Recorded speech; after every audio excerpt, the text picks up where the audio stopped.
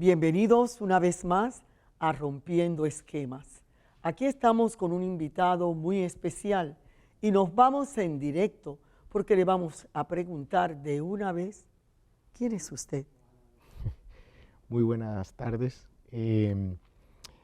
Bueno, esa es una pregunta que yo siempre me hago, doctora. Si usted me pregunta quién soy, yo soy el hijo de una campesina santeña y de un perito mecánico extranjero que llegó a Las Tablas, un tableño, y proveniente de una familia de agricultores, pescadores del área de Candelaria, Santo Domingo, Mensabé, Las Tablas. Mire usted me está hablando de agua, de mar, y no puedo preguntarle si sabe nadar. ¿Cuál es su profesión? Mi profesión, bueno, he tenido varias profesiones a través de mi carrera profesional. Comencé como marino profesional hasta llegar al rango de capitán y eventualmente me llevó a otras profesión del mar, me llevó a otra profesión, me llevó a la profesión de la parte de desarrollo logístico marítimo y de ahí podemos decir que se dio luego una evolución que es natural, pienso yo, como consultor en términos de desarrollo de negocios marítimos y eventualmente creo que la profesión más noble que existe, que es de educador y profesor. Usted me habla de las tablas, usted me habla de mar, pero me está hablando de negocios. Uno va armando poco a poco su vocación, llamada, la vocación es una llamada. ¿Cómo fue un niño que vivía en las tablas? Cuéntenos un poquito de la niñez para ver cómo se va fraguando en una persona la respuesta a esa llamada profesional. Bueno, no sé si es el destino o fue también el deseo de la personalidad mía de conocer el mundo. Como le dije, nací en Las Tablas, vivía con una familia bien humilde, los que más habían estudiado han estudiado hasta escuela secundaria y mi familia veía en la educación, en la oportunidad de ir a estudiar como la oportunidad de tener un trabajo, ser un profesional y gracias a Dios tuve la oportunidad de que una persona, cuando yo me gradué de escuela secundaria, una persona local que tenía vamos a decir, un mandato de parte del ex general Omar Torrijos Herrera en ese momento, el mandato era ir a buscar los talentos que estaban en diferentes lugares en la provincia para que se les becara. Y bueno, tuve la suerte de que me dieron una beca y a través de esa beca logré estudiar en el Colegio de María María de Tadarroca. Y me esforcé en los estudios porque tenía una madre que me decía que como ella no había podido estudiar, pues que aprovechara esa oportunidad que se me había dado para que pues fuera una persona de bien y que pensara pues cómo esa persona de bien podía también ayudar a otros. Así que por ahí comenzó todo. Me gradué del Colegio Manuel María Tadarroca con honores y eventualmente tuve una oportunidad de tener una beca de parte del gobierno de los Estados Unidos para ir a estudiar una carrera en Estados Unidos relacionada con el mar, que era en una de las academias navales de Estados Unidos. Así que yo aproveché esa oportunidad y de ahí nace pues toda mi conexión como vida profesional del mar, a pesar de que ya yo venía de haber tenido contacto con el mar, porque mi familia, como dije anteriormente, pues eran agricultores y pescadores en el área de Mensabé, Santo Domingo, Las Tablas. Mire usted por dónde, cuando las políticas públicas se cumplimentan con la educación, ahí tenemos resultados. Esas becas se siguen promoviendo, esas becas siguen llegando a donde deben, eso es lo que hay que preguntarse. Lo que no se trabaja, no se llega a cosechar bien. Usted puso su talento al servicio de su país o qué hace? Bueno, eso es un área de reflexión, ¿no? Porque yo pienso que nosotros que tuvimos la oportunidad de estudiar, ya porque se nos presentó la oportunidad de dar una beca o porque nos esforzamos pues a ser buenos estudiantes para aprovechar pues el tiempo y la sabiduría que nos proyectaban nuestros profesores, nuestros maestros, los profesores.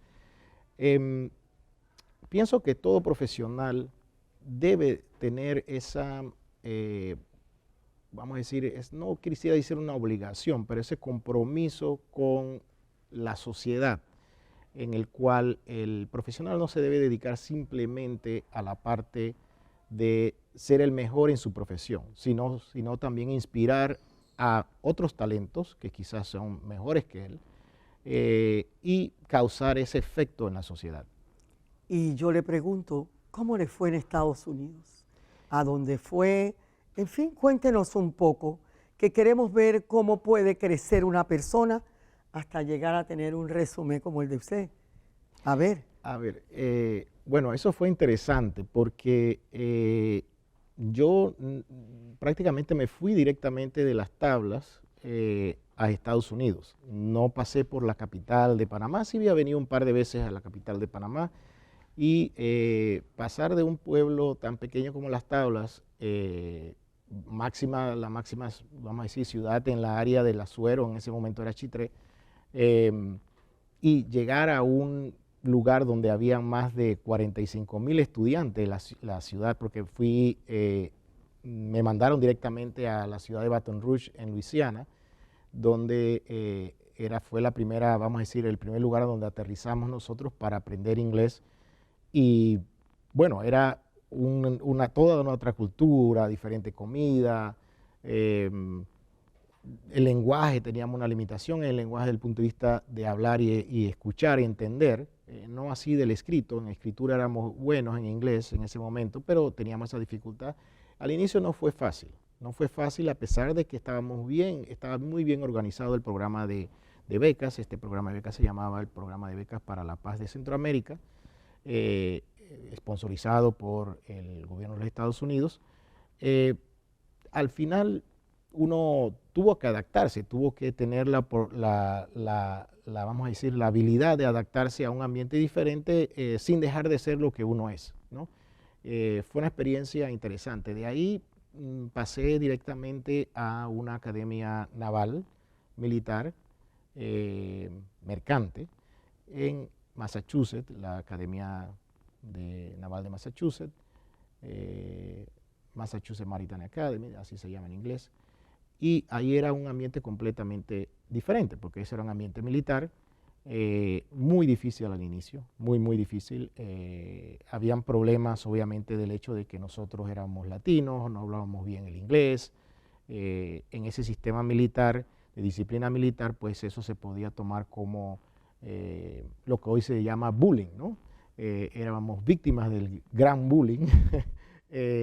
Pero habíamos un grupo de panameños que tuvimos esta suerte de ir a esa academia y estábamos bastante, a pesar de que no estábamos todos en el mismo lugar, porque estamos divididos por compañías, pero sabíamos que todos teníamos un compromiso que habíamos adquirido con el país y no podíamos dejar mal a Panamá. Así que todos pasamos el proceso, y lo interesante fue cómo nos ganamos el respeto de los compañeros americanos. Y fue a través de la preparación que nosotros llevábamos en la disciplina de las ciencias. Nosotros estábamos mucho más avanzados y preparados en matemáticas, en física, en química, en biología, y nuestros compañeros norteamericanos estaban deficientes. Entonces, un profesor dándose cuenta pues, de esta fortaleza que teníamos los panameños, nos dice: ¿quién de ustedes quiere darle tutoría a sus compañeros después de clase, entre las 5 y las 6, una hora de tutoría? Van a la biblioteca y ayudan a sus compañeros y así van a ver que los van a tratar mejor. Bueno, yo fui uno de esos que levantó la mano y algunos de esos lo hicimos, y ahí comenzamos a tener el respeto de nuestros compañeros. Por medio del estudio. A través del estudio. Y yo quiero preguntarle, esas becas, las daba el gobierno norteamericano. ¿Las sigue dando o ya fueron reemplazadas? Bueno, entiendo que ese programa estuvo corriendo por algunos años. Pienso que sí la están, sinceramente no sé la respuesta, no tengo una respuesta concreta a esa pregunta, pero sé que hay otros programas que los Estados Unidos o a través de los Fulbright y otros tipos de programas dan becas a los estudiantes panameños. Quizás ahora es un poco más fácil que antes. Hay muchas oportunidades. Yo exhorto a todos los que tengan esa vamos a decir, ese anhelo de ir a estudiar afuera, que busquen esas oportunidades. En mi caso, cuando yo estaba en Las Tablas, yo escuché porque alguien dijo que estaban dando unas becas y lo que hice fue que agarré lo que nosotros llamamos la chiva de Las Tablas a Panamá. Vine, tenía un tío acá y le dije, yo quiero ir a buscar una solicitud de estas becas. Fuimos en la famosa biblioteca Washington, que estaba por Avenida Balboa, y apliqué y bueno, hice todo lo que tenía que hacer y me fui para Las Tablas. O sea, eso estuve aquí como un día haciendo eso. Y uno cuando escucha algo como este tipo, pues que un gobierno, sea de Estados Unidos, sea un gobierno en Europa o en cualquier país del mundo esté dando una de estas becas, pues yo les exhorto a la gente y a los estudiantes que las apliquen, ¿no? Así fue que inicié yo en ese percurso. La búsqueda de becas. La búsqueda de becas bien ganadas para que lleguemos y que no nos hagan bullying, que lleguemos bien preparados. Miren cómo se puede virar una circunstancia de personas que no sabían hablar bien el inglés, apoyan a sus compañeros en ciencias y ya ven cómo va cambiando el panorama. ¿Usted no vino para Panamá a trabajar al canal? Cuéntenos. Eso es interesante porque parte del objetivo de esas becas, y se llamaban así becas para la paz de Centroamérica, porque en ese momento era finales de los 80s, había, pues Centroamérica estaba en una situación bastante complicada desde el punto de vista de ideologías, guerras, El Salvador, Nicaragua y demás, y estas becas tenían un propósito. El propósito era llevar estudiantes del sector de Centroamérica, incluyendo Panamá, prepararlos en los Estados Unidos y que regresaran a hacer una transformación en la sociedad, pero desde el punto de vista de un concepto ideológico más alineados, podemos decir así, dentro de lo que venía siendo pues la nueva ideología que en ese momento se comenzaba a desarrollar, que era la economía de libre mercado. Entonces, la idea en el caso de Panamá con nosotros éramos alrededor de 7 estudiantes que escogieron específicamente de un grupo de estudiantes, otros sí se fueron a estudiar otras disciplinas. En el caso nuestro fue específico en la parte marítima, esa era la condición. Nosotros aceptamos y la idea era que regresábamos a Panamá porque Panamá iba a revertir el canal de Panamá y nosotros teníamos que formar parte, debíamos formar parte de esa transformación, o esa, vamos a decir, de esa, no transformación, pero sino de esa nueva administración de lo que iba a ser el canal de Panamá.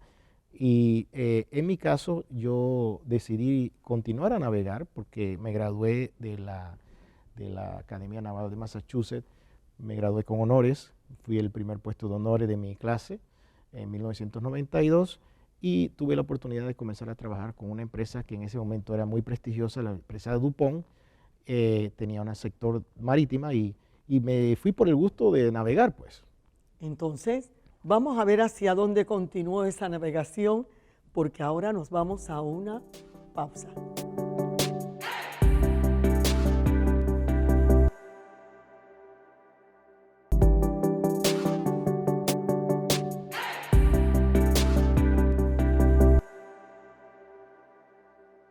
Y habíamos hecho una pausa para que Wilmer Aguilar siga contándonos sobre esa aventura a la que lo lleva la búsqueda de conocimiento. Cuéntenos. Bueno, sí, una vez ya que prácticamente tenía un título de esta prestigiosa Academia Naval de Estados Unidos, en ese momento había acabado de cumplir 100 años de fundación esa academia, Em, la idea era obtener un poco de experiencia en el mar para entonces regresar al programa, a los programas de pilotaje del Canal de Panamá. Ese era el propósito, el objetivo. Eh, yo comencé a navegar antes de graduarme porque en esa academia uno tiene, lo interesante de este tipo de enseñanza es que usted combina la enseñanza de lo que era el classroom, el salón, con la práctica. O sea, cada año nosotros teníamos que embarcarnos. O sea, dábamos nuestro, vamos a decir, periodo de cuatrimestres, ¿no? Y eventualmente en el año teníamos que embarcarnos. Entonces, al propósito de que cuando uno se graduaba, no es que iba a aprender a saber cómo hacer el trabajo, ya uno salía haciendo el trabajo, incluso con una certificación de la Guardia Costera de Estados Unidos como tercer oficial, que es el rango más bajo de oficiales en un barco. Antes de llegar ahí ya yo había viajado con diferentes empresas, incluso había hecho dos, lo que ellos llamaban pasantías aquí en el Canal de Panamá, en la parte de operaciones. Y la idea entonces era que navegamos un periodo de tiempo requerido para que nosotros tuviéramos suficiente tiempo y poder aplicar al programa de pilotajes del Canal de Panamá. Habían diferentes niveles de ingresos en ese momento. Y yo dije, bueno, como me gusta navegar y me gusta viajar, porque la idea de viajar no era tanto trabajar en el barco de por vida, sino para mí viajar era ver otras culturas, otros países. Ya había viajado a Europa, había viajado a Asia, Singapur, Japón, Taiwán. Sinceramente, cuando ese mundo se me abrió, me di cuenta que a través de los barcos podía seguir creciendo culturalmente, ¿no? Y me quedé enamorado que navegué casi por 10 años. O sea que al canal vine ya después de un periodo y me aceptaron, pasé todo lo que era el pilotaje, pero en ese momento las contrataciones, había una disputa entre la administración y el sindicato de pilotos y no había un contrato vigente.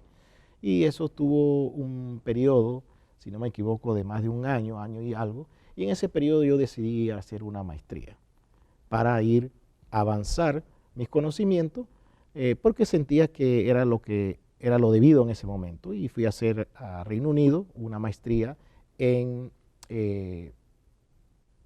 hasta eso lo escogí pensando cómo podía después eventualmente traer algo a Panamá que no hubiera aquí.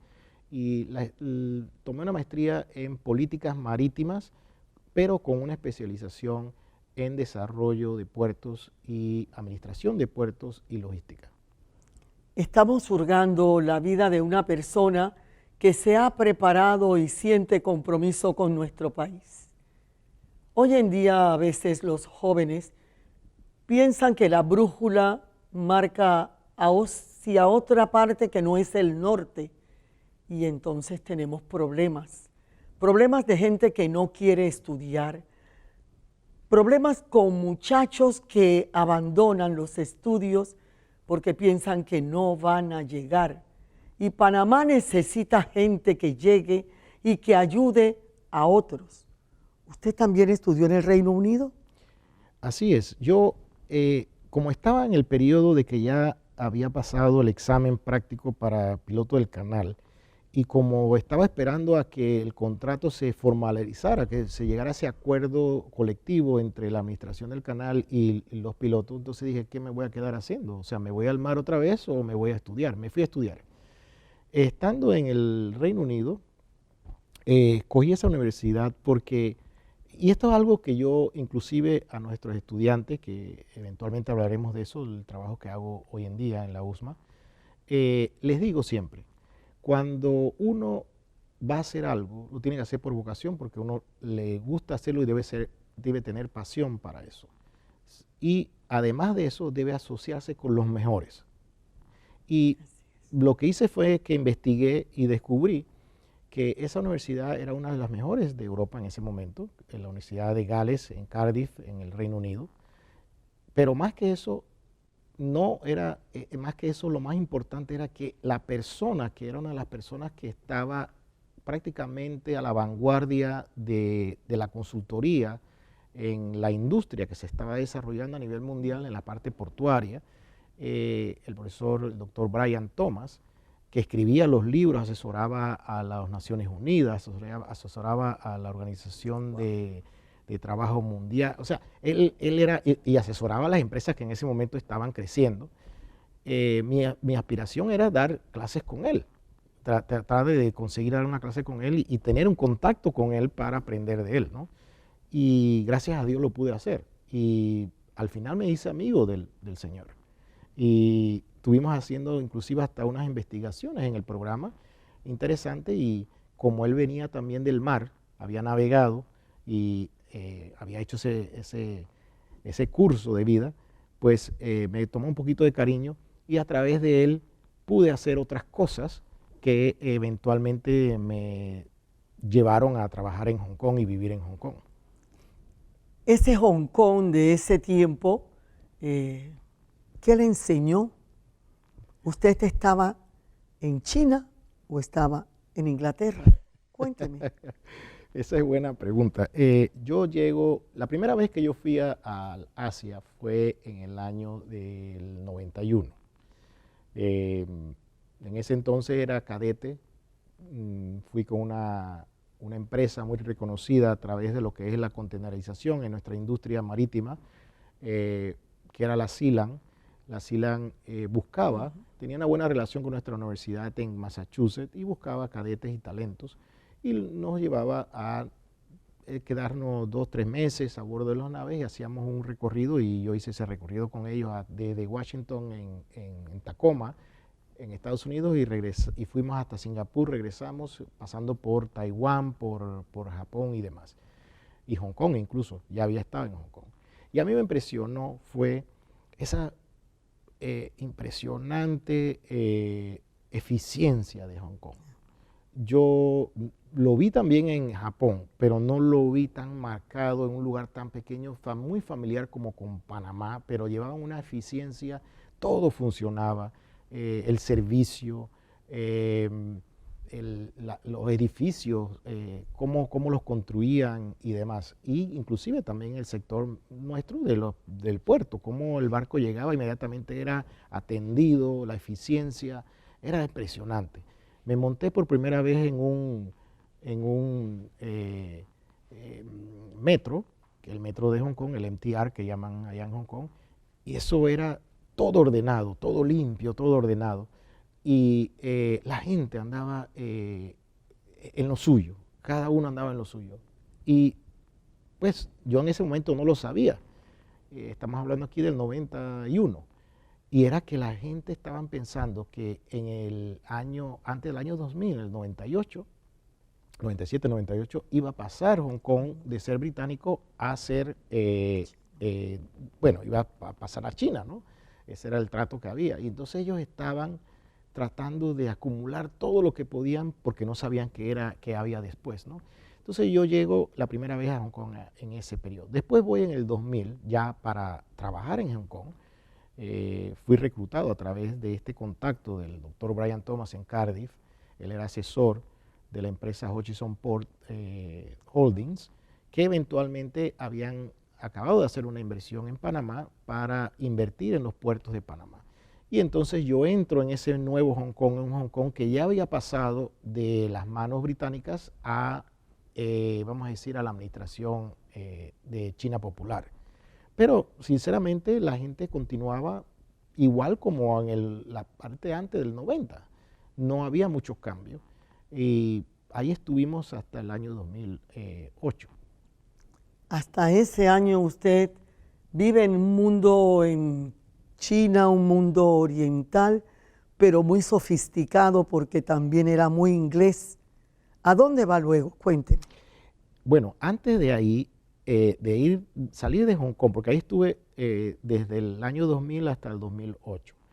Lo que vimos ahí fue la transformación. En vez de Hong Kong formar parte de lo que China era, fue al revés. China se convirtió en lo que Hong Kong era y nosotros vimos toda esa transformación. De hecho, La razón por la cual yo termino en Hong Kong es porque algunos años antes que yo llegara a la empresa, que estaba liderizada por el doctor que fue fundador de la empresa Hutchison Port Holding, el doctor John Meredith, que es una persona que inclusive está muy cercana a Panamá. A él se le encomendó de parte del gobierno chino de transformar todos los puertos en China. Los puertos en China estaban en ese periodo muy atrasados. Entonces habían 12 proyectos de puertos en China, en los cuales pues, nosotros participábamos, pero al mismo tiempo participábamos en proyectos de modernización de puertos en Europa, en América Latina, y yo viajaba mucho. Y me llamaba mucho la atención Europa, porque ya para ese entonces había conocido a mi esposa era italiana, y pues estábamos pensando que después de China pasábamos a Europa, y así fue que llegué a Europa y fuimos directamente a Italia. Ahora nos va a contar, además de hablar de pizza, espaguetis y demás, cómo le fue en Italia. Usted tiene un periplo de un reconocimiento porque va recogiendo experiencias y vamos a ver cómo pueden transformar la vida de nuestros jóvenes. Volvemos en un momento.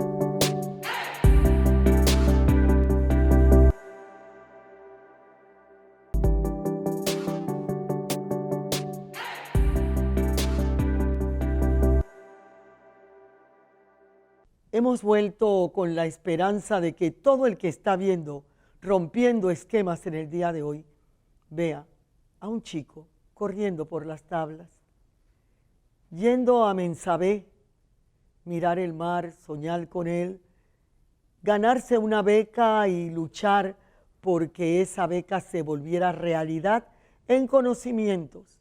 Se ganó otra beca. ¿Qué hacemos nosotros cuando becamos a alguien? Por favor, tal vez llegan esas respuestas casi al final de este segmento en que Rompiendo Esquemas le pregunta a nuestro capitán Aguilar: capitán, ¿qué hizo usted en Italia además de comer rico? Bueno, nosotros llegamos a Italia. Es interesante cómo la vida le va dando a uno oportunidades. Siempre y cuando uno tenga un propósito y no se desconecte de sus raíces, ¿no? Nosotros sabíamos que, y digo nosotros porque en ese momento pues ya yo tenía a mi esposa, queríamos tener una familia, y tanto ella como yo sentíamos que después de casi ya 8 años de estar en Hong Kong y estar viajando por todas partes, pues necesitábamos como regresar o a Panamá o a Italia, porque queríamos tener nuestra familia. Para mí, cualquier profesión es una profesión que eventualmente uno desarrolla porque le gusta, pero no debe ser un impedimento para tener familia. O sea, la familia viene primero. O sea, nunca comprometer la familia por una profesión. Entonces, llegó un momento en que nos sentíamos que teníamos que regresar a casa, o a la casa de ella o a la casa mía, que era Panamá. Y viene esta empresa, un ex colaborador mío, pues logra, ex jefe mío dentro de la empresa donde trabajaba en Hong Kong, logra convertirse como el director general de la empresa que se llama PSA International, que es una empresa similar a la empresa Hutchison Port Holding, y ellos estaban buscando invertir en Panamá y tenían varios puertos en Italia que estaban teniendo bastantes problemas. Y ya para ese entonces yo me había especializado en la reestructuración de puertos, construir puertos desde cero, desde la conceptualización, a llevarlos a la recuperación de la inversión que se hace, porque los puertos requieren mucha inversión. O sea, construir un puerto contenedor, uno no puede pensar menos de 150 millones de dólares. Entonces, esta empresa tenía puertos existentes y quería abrir un puerto aquí en Panamá y otro en Cuba. Y el único que ellos conocían, que hablaba español, conocía el mundo asiático, conocía muy bien la parte de la industria y tenía esa experiencia, pues era yo. Y él me ofreció, dice, ¿te vas para Panamá o te vas para Italia? Pero te vas. Entonces dice, ya hablé hasta con tu esposa. ella quería irse para Italia. Así que terminé. Entonces sabemos por qué se fue a Italia. Exactamente. Entonces, pero le dije con una condición, que les ayudo en Panamá. Les ayudo en Panamá y de hecho trabajé en la conceptualización. No estuve a cargo, pero sí trabajé en el equipo que conceptualizó y justificó la inversión en Rodman en lo que hoy es PSA Panamá. Después de haber ya trabajado con la Hutchison, que la Hutchison aquí, pues obviamente también trabajamos directamente desde el headquarters en la inversión de más de $2.000 millones en el desarrollo de Balboa y parte de las inversiones que se hicieron en Cristóbal. Pero fui directamente a vivir a Italia porque las inversiones que tenía la empresa ahí eran mayores y tenían dificultades porque tenían que renovar las concesiones y había que justificarlo. Y por eso decidimos pues basarnos en Italia, en Venecia, donde prácticamente viví hasta hace un año atrás, por 12 años. Bueno, entonces ya ahí usted no puede cantar que se es triste Venice, porque usted le tocó una Venecia para fundamentar no solamente compañías, sino también una familia. Así es. ¿Sí? Muy interesante porque uno puede pensar y prepararse. Mi esposa había agarrado, había estudiado una maestría en desarrollo y educación y desarrollo de niños desde 0 hasta 14 años, eso es su especialización. Ella venía de una formación en ciencias ambientales. Y la verdad es que tener hijos es toda una experiencia para la cual uno no está preparado. Yo siempre digo que uno se puede preparar para manejar un barco, para construir un puerto, inclusive hasta para fundar una empresa. Anteriormente de eso yo había participado, inclusive aquí nunca me desconecté de Panamá en proyectos inclusive de entretenimientos. Creamos una empresa, de ahí estuvimos asociados con grupos como Los Rabanes, que se formaron en ese periodo, del cual aprendimos mucho, y formamos después un grupo, una empresa de productoras de música con mi hermano, y de ahí salió Iván Barrios, que hoy es muy famoso, y bueno, eso nos orgullece porque fuimos parte de ese inicio de esos grandes artistas, pero todos estos proyectos, no importa que nunca uno lo preparan para tener un proyecto de familia, y ese es el gran proyecto. Y bueno, así fue que formamos nuestra familia. Tengo 2 hijos, ahora tienen 13 años, son italianos panameños, tienen cédula 7, que eso para nosotros los santeños es importante. Increíble, increíble. Así que sí, formamos la familia y llegó un momento en el cual pues pensé que había que dedicarle un poco más tiempo a la familia. Dejé un poco a las empresas, a las grandes corporaciones. Estuve trabajando con otras corporaciones en Europa, Euroports, que prácticamente era otra grande empresa que estaba en crecimiento. Logramos reestructurarla. Fue una gran experiencia porque nos dio mucha oportunidad de desarrollar otros aspectos, otros sectores de la industria portuaria. Y de hecho, eventualmente decidí como tomar una pausa para dedicarle a mis hijos y me dediqué a la consultoría. Y con la consultoría después pues comenzamos y después vino la pandemia y por ahí pues se fueron desarrollando otras oportunidades y eventualmente mi idea era de regresar a Panamá. Se dieron algunas oportunidades para las cuales fui evaluado por el Canal de Panamá, no se concretaron. Creo que todavía esas oportunidades existen porque el Canal de Panamá pienso que tiene un grandísimo potencial de desarrollar otras actividades que no sean exclusivamente las actividades tradicionales de pasabarcos, sino hacer otras actividades dentro del mundo del servicio logístico que en Panamá yo pienso que no estamos aprovechando. Yo estoy muy intranquila porque en el programa anterior invitamos a otro capitán. Ajá. Y resulta que estar en un país en donde usted tiene uno de los canales más importantes del mundo, no lo hizo desaprovechar las experiencias que nos trae ahora. Usted está dispuesto ahora a compartir todo lo que aprendió. Usted está dispuesto desde la USMA a convocar a otra gente que quiera tomar de lo que usted ya tiene como savia elaborada. Usted está dispuesto a desde un aula de clases tratar de enrumbar la fe que usted tiene de que puede compartir y la esperanza para otros. ¿Cree usted que Panamá merece tener esa esperanza con mucha fe después de una pandemia que se ha convertido en sindemia? Ahora está aumentando la tuberculosis, ahora, el aquí y el ahora suyo, ¿cuál es? Sí, gracias por esa pregunta, porque inclusive familiares, amigos me dicen, oye Wilmer, ¿por qué tú ahora regresas a Panamá? Cuando tantas oportunidades que tienes afuera, ¿por qué regresas a Panamá? Y bueno, a mí todavía me faltan como 15 años para jubilarme. O sea, todavía tengo buenos 15, 20 años para darle a mi profesión y a mi trabajo, ¿no? Entonces, ¿por qué no dárselos a Panamá? Cuando Panamá para mí tiene grandísimas oportunidades y está en un buen momento para aprovechar esas oportunidades. Quizás nosotros desde afuera lo vemos con más optimismo que los que están aquí adentro, porque siempre tenía esa lucha de, vamos a decir, ese argumento de una buena discusión de diferencias con amigos, inclusive colegas, ¿no?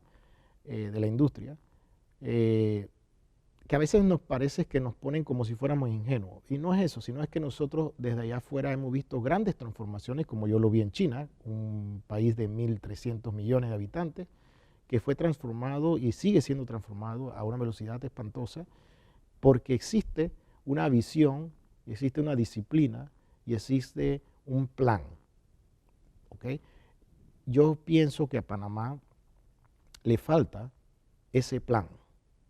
¿Cuál es esa misión? Creo que en el periodo del general Omar Torrijos, y vuelvo a ese punto porque si no hubiera sido por ese representante de la comunidad que tenía ese mandato, pues quizás esa beca no hubiera llegado a mi casa, porque llegó a mi casa. Y de ahí inicia todo el percurso, todo ese curso de mi vida, con esfuerzo, con sacrificio. No es fácil estar afuera de su país cuando a uno le gusta la comida panameña, le gusta, bueno, mi folclore, mis tradiciones. Yo soy de las tablas, una expresión cultural muy importante, pero al final de todo esto uno lo hace pensando en que uno puede contribuir a ese desarrollo de Panamá. Yo pienso que a Panamá nos falta compromiso, nos falta entrar en lo que yo diría un proyecto de país. Nos falta un proyecto de país. ¿Desde qué cursos, en qué posición estás ahora mismo en la Universidad Santa María la Antigua para poder ayudar a enarbolar en jóvenes esa fe, ese amor al estudio, esa búsqueda de conocimiento permanente, la educación continuada y permanente, como se dice ahora, para poder ayudar a que este país crezca hacia esa prosperidad prometida que tiene y que a veces no acabamos de arrancar? Bueno, yo pienso que todo comienza por la educación, definitivamente. Por eso fue que yo decidí regresar a Panamá y entrar directamente a esta oportunidad que se me ofreció, y le doy gracias obviamente a la USMA y a su administración, porque la USMA, ¿por qué la USMA? Porque yo pienso que la misión de la USMA lo dice muy claro. Está comprometida no solamente a formar competencias y habilidades en los estudiantes, sino es una formación humanística en valores. Eso hace un impacto, o debe hacer un impacto en la sociedad. Entonces, sí, hay que enseñarles conocimiento y habilidades a los estudiantes, pero más que eso, creo que todo profesor toda persona que está en el área de la educación, debemos focalizarnos más en los valores. Y yo tengo mucha fe en los estudiantes y tengo mucha fe en esos jóvenes. Creo que la responsabilidad no es de ellos en este momento, la responsabilidad es de nosotros, los que hemos ya tenido más experiencia, que podemos enseñarlo, y también obviamente de las autoridades, de los gobiernos, de la sociedad civil, de los gremios, todos, en buscar realmente un proyecto para que esos jóvenes puedan aprovechar ese talento y eventualmente tener un país mejor, porque al final todo lo que queremos es tener un mejor país, y Panamá tiene mucho potencial, que pues aquí no debíamos de tener la situación que tenemos ahora con el sistema de salud, sistema de educación, la seguridad y demás. Panamá debía estar mucho más avanzado. Gracias, Wilber, por estar aquí con nosotros en Rompiendo Esquemas. Quisiera que aquellos que están viendo este programa sintonicen con un muchacho allá en Las Tablas. Hace algunos años, teniendo un sueño, recibiendo una beca, recibiendo otra, no olvidó que tenía que conformar una familia, pero también sabe que tiene que poner su cuota para conformar un país lleno de actitudes de renovación, de fe y de esperanza. Nosotros te agradecemos mucho tu presencia aquí. Gracias a usted.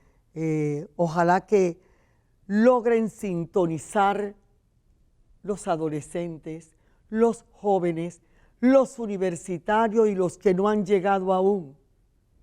Óiganme, hay que ponerle vida a los sueños. Ustedes pueden hacer lo que ha hecho este capitán de ese terruño tan querido de Las Tablas, de Los Santos, de Mensabé. Muchísimas gracias y los convocamos a que nos sigan sintonizando aquí en Fe TV, una televisora, un canal mucho más allá de la fe y de la esperanza, de que todos podemos llegar a donde ha llegado el compañero. Gracias.